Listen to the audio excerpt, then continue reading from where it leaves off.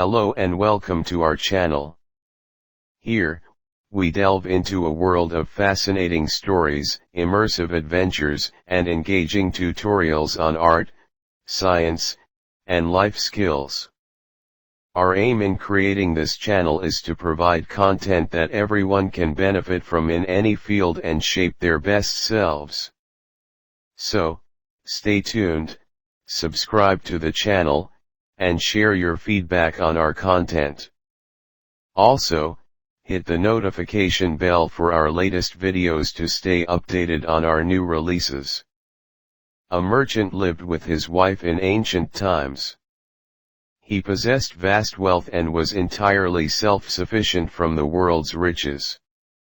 Alongside his immense wealth, he had numerous advisors, servants, and countless slaves. The merchant was compelled to travel to different cities for business matters from time to time. One day, an important matter arose that necessitated his journey. He prepared his horse and continued on his journey. Without any incident, he reached the end of his journey and, after completing his tasks, mounted his horse again to return to his city. On the fourth day of the journey, due to the heat and the scorching sun, he became distressed and restless, seeking rest. Therefore, he deviated from the main path towards a village that appeared to be a tranquil area. Until he reached a place where a large walnut tree with abundant branches and springs of clear water were seen nearby. The merchant dismounted from his horse, took his provisions from the saddlebag, and sat by the spring to eat. While eating and discarding the date pits, he washed his face with the spring water and performed ablution to pray.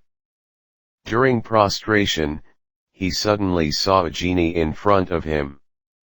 Time had turned all its hair white, and it had a giant stature.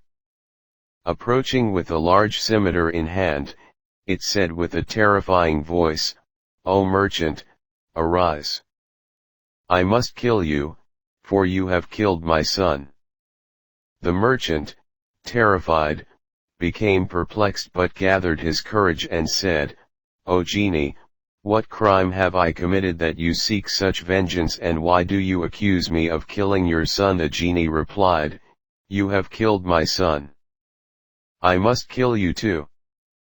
The merchant said, "I have not seen your son, nor do I know him, nor have I killed him." The genie answered, "Did you discard dates from your provisions and throw their pits?" The merchant said, "Yes, but I do not deny what you said."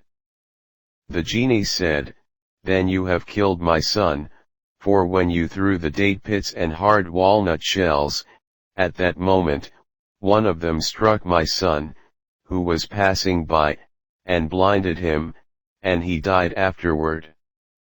Thus I must kill you." The genie cried, "Have mercy."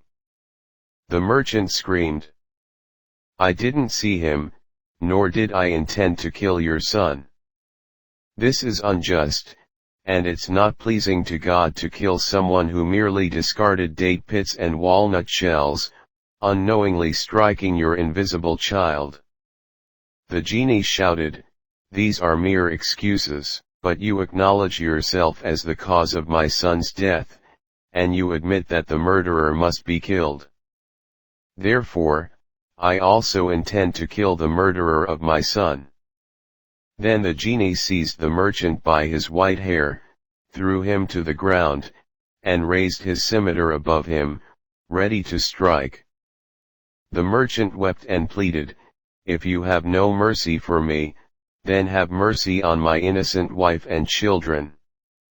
He wailed from the depths of his heart, but his cries fell on deaf ears, and the genie, still holding the scimitar above him, listened to the merchant's pleas. The genie said, "O merchant, even if you shed tears of blood, your words will not move me, and nothing can prevent me from killing you. It is certain that my child was killed by your hand, and I must kill you." The merchant continued to plead, and the genie persisted in his determination to kill him. Finally, the merchant cried out, "Are you willing to unjustly kill an entirely innocent and unaware man, who had no knowledge of killing your son, for no reason?" The genie replied, "Yes, I am willing, and I intend to kill you now." Scheherazade, having reached this point in the tale, saw that dawn was breaking every moment.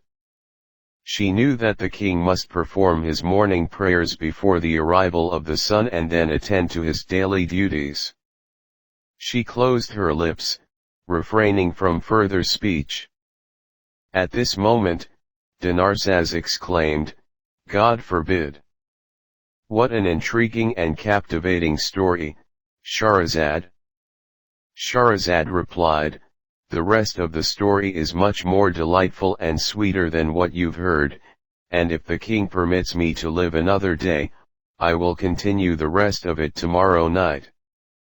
The king, having listened to the story attentively, said, "I want you to narrate the rest of the tale tomorrow night.